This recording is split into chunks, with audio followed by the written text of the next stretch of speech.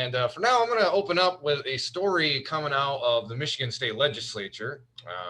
Michigan House votes to ban government-backed coronavirus vaccine passports, and I'll talk a little bit about the implications of that in just a sec. But this is written by Lauren Gibbons. It's published June 2nd.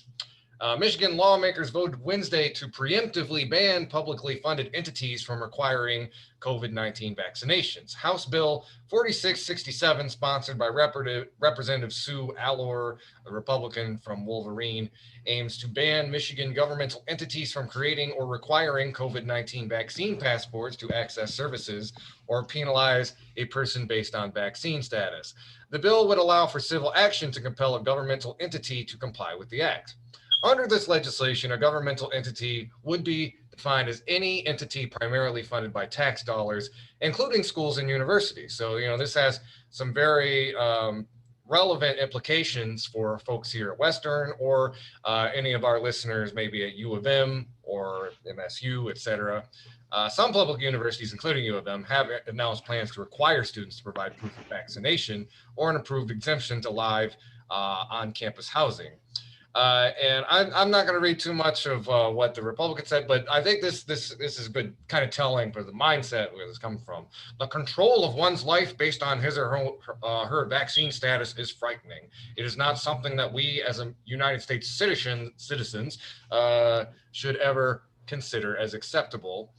The Michigan House voted 62-47 to send the bill to the Senate. Votes were primarily split along partisan lines, although 4 Democrats, Kevin Coleman, Tullio Liberati, Tim Sneller, and Richard Steenland voted with Republicans to approve its passage. It looked like they were from very more kind of conservative suburban districts. Interesting to mention, though. So that's Westland, Allen Park, Burton, and Roseville areas. There's been no effort to implement a vaccine passport system in Michigan. Governor Gretchen Whitmer's administration has said they're not exploring the concept, but Allor said Wednesday that doesn't mean the administration might not take it up later, arguing her bill keeps government out of the business of vaccine passports. And just real quick, this is relevant. Julie Rogers, who's the rep from Kalamazoo, in a floor speech noted that neither the Whitmer administration nor House Democrats have proposed mandating vaccine passports and recommended the House direct its attention toward allocating federal funding available to Michigan to COVID-19 stimulus. Instead of worrying about phantom bills that don't exist, this body should be focusing on bringing home all the federal COVID dollars to Michigan, which, to Julie Rogers' credit, is a very sensible response to that. Now, obviously, there's a lot deeper and relevant cultural issues that go into this. But I want to first kind of explain what is a vaccine passport, the idea being that you would have a proof of vaccination that you'd have to take with you in order to go to certain public places. In this case, it'd be state facilities, universities, et cetera. These Republicans in the Michigan legislature are trying to prevent any such kind of statewide mandate from happening, which, as I just mentioned, nobody is doing that right now. It wasn't really on Governor Whitmer's docket, and some public institutions are doing this on a voluntary basis, like University of Michigan. Now, this again goes to, I think everybody who's lived this past year knows there's been this prolonged hyperventilation from particularly conservative pundits that they've tried to fire up their own grassroots who confuse liberty with convenience. Give me convenience or give me death. It goes back the last year, the kind of open up the economy protests you saw in Lansing, because apparently it's a noble sacrifice for Chili's to stay open, et cetera, et cetera. And it also goes to some more bat-ass politicians. Marjorie Taylor Greene landed in some degree of hot water the other week comparing proof of vaccination to a yellow Star of David in the Holocaust. Yeah. Sorry. I don't mean to interrupt. Go ahead. But we're once again seeing the conflation of pretty common sense, public health measures with an infringement on my rights. And it's also tied into like a lot of like anti-vax rhetoric.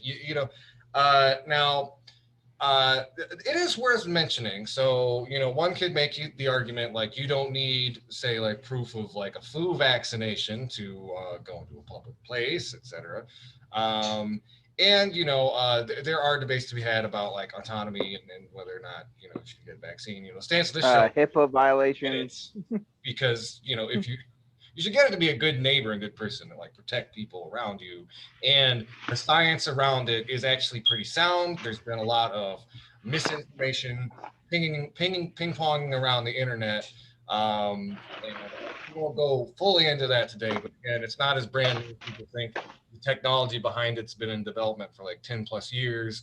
But Lawrence, I don't know if what do you have like a response to kind of like this bill being pushed forward and some of the kind of cultural politics around it? I mean, there's a few things. I think Judy's statement was pretty much on point. There are bigger things that we do need to be worrying about, other than making sure that we in the best way possible, outside of what this rhetoric of us trying to have a vaccine passport and stuff. I mean, Tucker Carlson and some other people were saying some super hyperbolic language around this, but there are some things that I think we do have to take, that the legislation does have to take in consideration. There would be HIPAA violations that would be going on if you know um in certain aspects, when it comes to if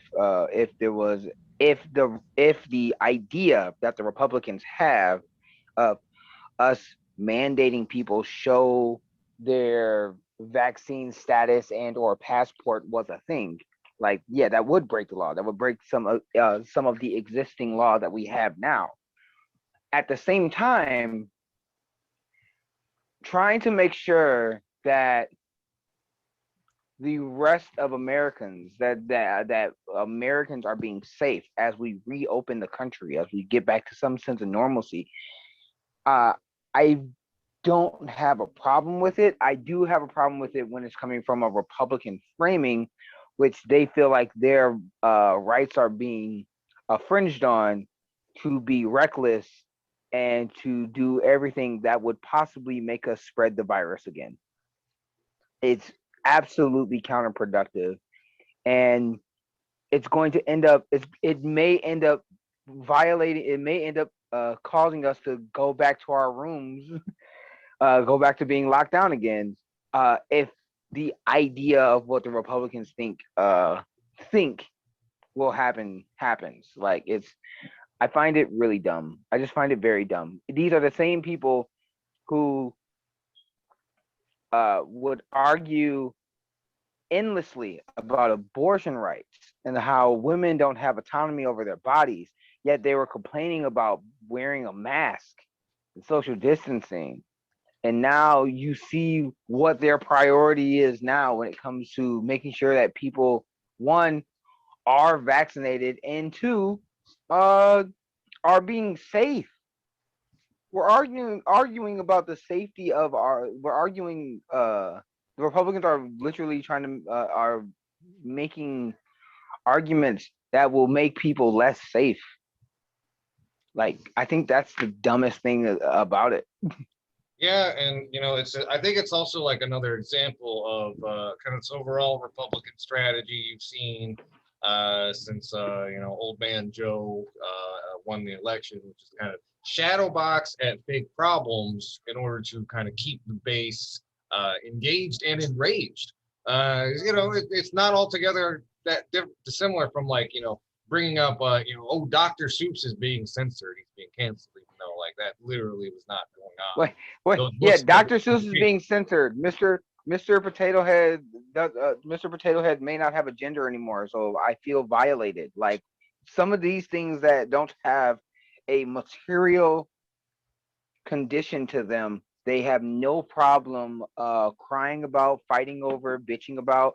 I mean, but when it comes to actual financial redistribution or putting more money into uh, helping fix our economy or helping help the people who are in transition to stay in their homes or things of that nature, Republicans want nothing to do with that smoke. Yep. Yep. And you know, it's funny. Like Republicans only like critique people like Joe Biden, like kind of ostensibly from, you know, because like there were you know, some conservatives who critique like, you know, his record on like, you know, war, or that he's like, you know, a corporate stooge and stuff. And it's like, it's funny, they only do that during elections. Like now that like he's actually in office, they kind of just bring up these cultural issues as like props of straw men, to distract people with. Because, you know, obviously, you know, like, you know, we have two capitalist parties. We've broken that down on the show, but one is a lot more like, I guess, like aggro or all in about that than the other. So the Republicans, you know, in order to kind of conceal that fact, have to. I mean, it's kind of gross. It's also kind of funny how like it's like they've been trying to position themselves as like these populist champions of a working class. It's like which one? You know. Like, And it's like, oh, we're not going to fight for your rights as workers. We're just going to make sure that you have all the Dr. Seuss books and that you can be as homophobic as you'd like.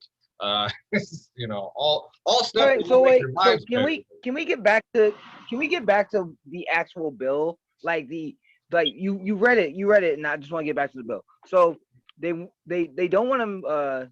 These are the same Republicans who fought against the infrastructure bill. They fought to reopen the state during the middle of a pandemic. These are the same type of Republicans that do not want to fight for does not want to fight to make sure that medical bankruptcy is not the number one cause of bankruptcy in America. Yet they do want to make sure that you have that your choice of that we are that they have a right to not wear to not get a vaccine. They have a right to not be safe and to still go around regular Americans who are trying to be. Don't forget, Lawrence. You know, they are sticking up for the little guy, such as you know, Enbridge is right to have a pipeline in our lakes, but you know, but no, you're absolutely right. It's the issues that they choose to even engage with aren't even substantive, not even from like a conservative frame. I mean, you see this at the national level too. There's not even any like active negotiation trying to make things like more conservative or corporate friendly. It's just it's like a policy of absolute abstention, except when they are rallying around like a performative bill that doesn't have any like tangible economic effect on people's lives, except to like make some people's lives worse. You know. Facts, absolute facts. Like I don't know, man. I feel like at times we're dealing with. I feel like at times we are literally, if this was a sinking ship, if it was a sinking ship, we're dealing with the person who wants to be at the tip of the ship, or the person who's like, no, I want to make sure that all the life rafts and all the safety vests are for me and only me. Like no one else can get these, and y'all should jump in the water first. Yeah. Like, you know, that's what I feel like we're dealing with.